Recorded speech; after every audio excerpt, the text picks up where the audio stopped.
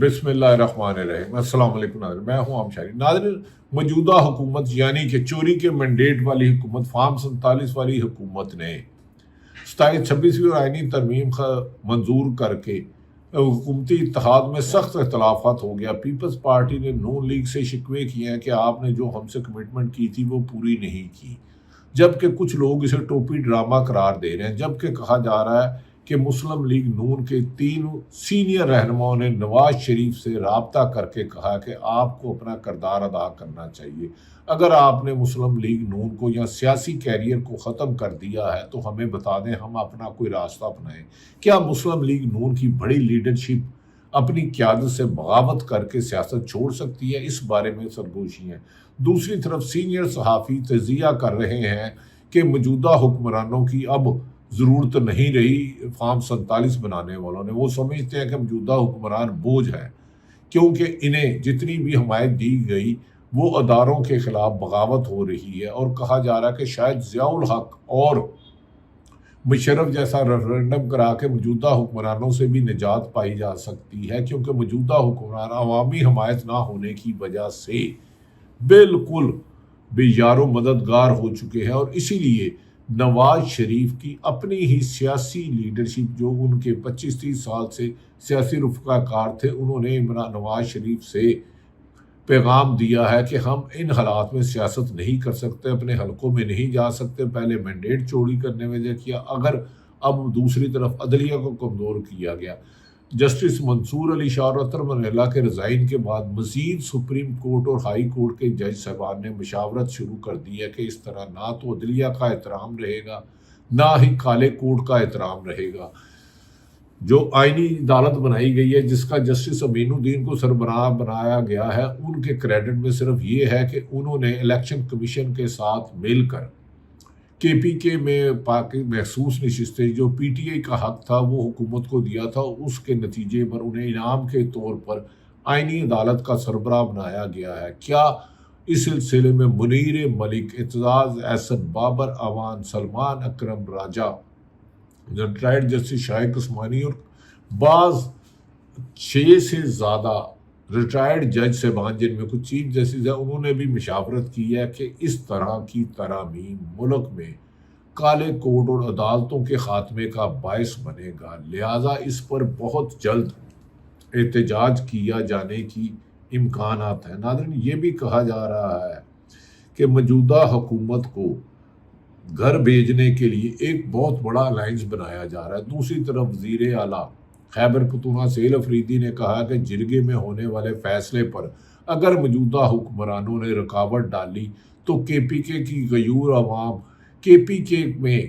اس سلسلے میں مشاورت کی جا رہی ہے، جس میں تحریک تحفظ آئین پاکستان، آزاد جموں کشمیر کی ایکشن کمیٹی اور دیگر سیاسی جماعتوں کو ملا کر حکمت عملی بنائی جا رہی ہے کہ عمران خان کی منظوری کے بعد کے پی کے داخلی اور خارجی راستوں پر احتجاج کیا جائے گا، اور اس راستے کو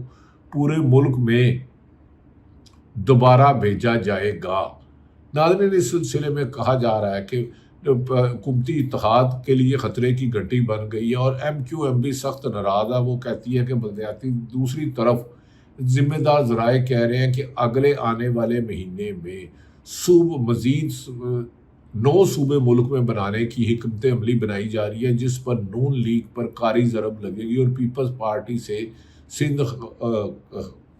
کراچی، حیدرآباد اور ہاتھ سے نکلے گا، اور پنجاب سے مریم نواز کے پاس صرف چند شہر رہ جائیں گے۔ جنوبی پنجاب میں 3 صوبے بنانے کی بازگشت کی جا رہی ہے،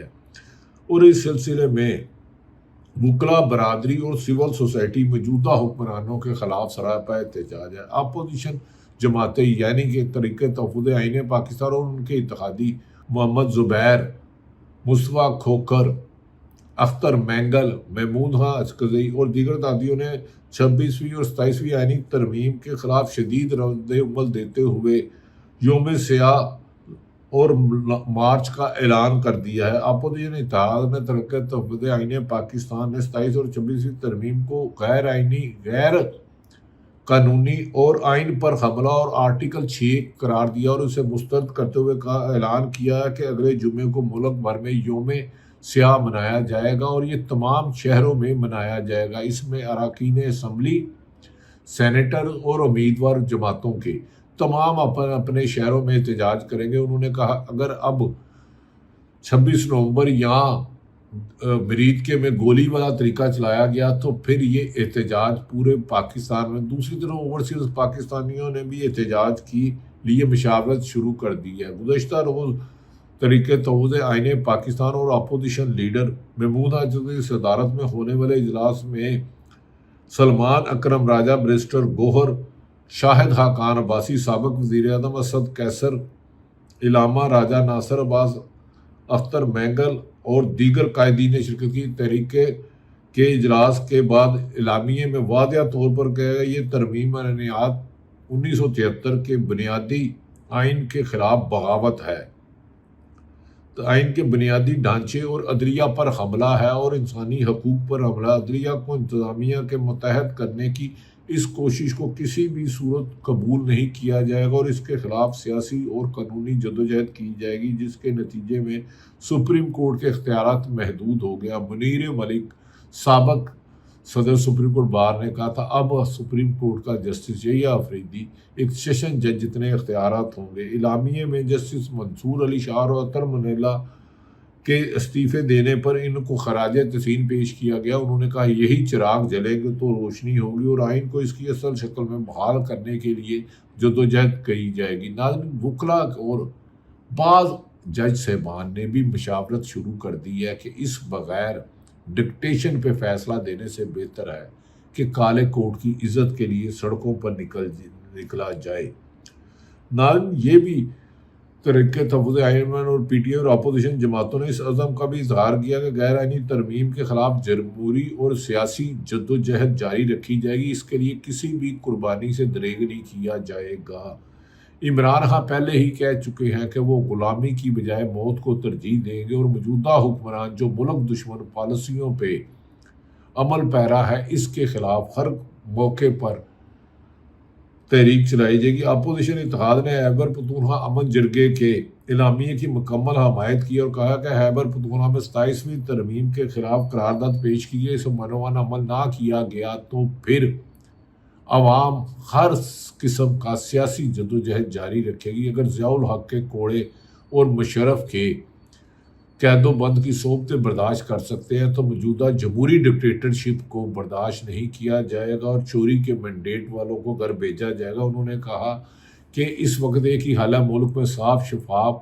الیکشن کرائے جائیں، 26ویں اور 27ویں ترمیم ختم کی جائے۔ فل کورٹ یحییٰ آفریدی پر بھی سخت تنقید کی گئی۔ تحریک تفویض آئین پاکستان نے پنجاب اسمبلی سے لاہور ہائی کورٹ تک مارچ کا بھی اعلان کیا اور اس میں وکلاء برادری کو بھی خصوصاً شرکت کرے گی اور لاہور میں وکلاء احتجاج میں بھرپور حصہ۔ اعلامیے میں کہا گیا کہ اگلے جمعے کو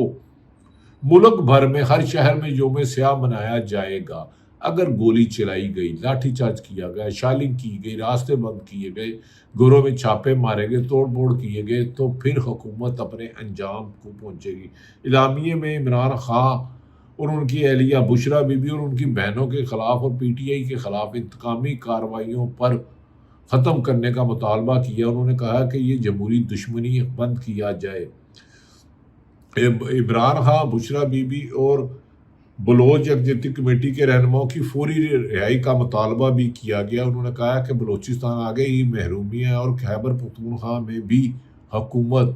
زیادتی کر رہی ہے۔ اجلاس میں اراکین اسمبلی کو ہدایت کی گئی ہے کہ پیر کو قومی اسمبلی سے سپریم کورٹ تک واک میں شریک ہوں اور بھرپور احتجاج کریں۔ واضح رہے کہ 27ویں آئینی ترمیم قومی اسمبلی اور سینٹ سے اس صدر نے منظور کی جسے مسلم لیگ نون نے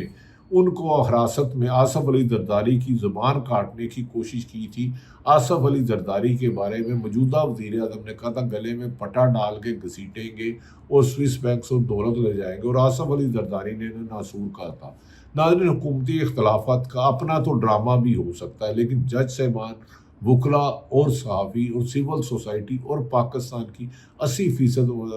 عوام موجودہ حکمرانوں سے نجات کے لیے ہر ممکن اقدامات کر رہی ہے اور ان کا خیال ہے کہ موجودہ حکومت کے خاتمے کے بغیر کسی بھی طور پر ملک میں نہ سیاسی استحکام آ سکتا ہے، جبکہ غزہ میں فوج بھیجنے سے پہلے پارلیمنٹ اور عوام کو اعتماد میں لیا جائے، اور افغانستان اور پاکستان میں مذاکرات میں ڈیڈ لاک پیدا ہو گیا، جس کی وجہ سے پاکستان میں دہشت گردی کی واقعات پر بڑھنے کے خدشے پر طریقے تفویض آنے پر پی ٹی آئی نے کہا تمام سیاسی جماعتوں کی کل کانفرنس بلا کر ملکی مفاد میں فیصلے کیے جائیں۔ عمران خان نے جیل سے پیغام میں کہا تھا کہ افغانستان کے ساتھ امن کے لیے وہ اپنا کردار ادا کر سکتے ہیں، اگر موجودہ حکومت میں اتنی اہلیت نہیں۔ انہوں نے کہا تھا مجھے ایبسلوٹلی ناٹ کہنے کی وجہ سے حکومت چھوڑنی پڑی، لیکن موجودہ حکمران جس شخص کو نوبل انعام یافتہ کرتے ہیں، اس نے نیتن یاہو کے ساتھ ڈونلڈ ٹرمپ نے مل کر مسلمانوں کو 90,000 سے زیادہ شہادتیں کی، اور اب بھی ان کی فوج وہاں غزہ میں مسلمانوں پر حملہ کر رہی ہے۔ لہذا اب یہ وقت آ گیا ہے کہ پاکستان کی 25 کروڑ عوام ملکی مفاد، آئین کی بحالی، عدلیہ کی بحالی اور جمہوریت کے لیے باہر نکلے۔ ناظرین، اب پاکستان میں صحافیوں نے بھی مشاورت شروع کر دی ہے کہ اس سے پہلے کہ پورے ملک کو پی ٹی بی بنا دیا گیا ہے، اگر صحافیوں نے نثار عثمانی جیسی جدوجہد نہ کی، جو پی ایف یو کے صدر رہے، ڈان اخبار کے پہلے بیورو چیف تھے، اس طرز پر سینئر صحافیوں نے مشاورت شروع کر دیا کہ موجودہ حکومت کے کالے قوانین، پیکا ایکٹ اور دیگر جو صحافیوں مسلط کیے، اس کے خلاف احتجاج چلانے کی حکمت عملی بنائی جا رہی ہے۔ اللہ تعالیٰ پاکستان کا حامی و ناصر ہو۔ پاکستان زندہ۔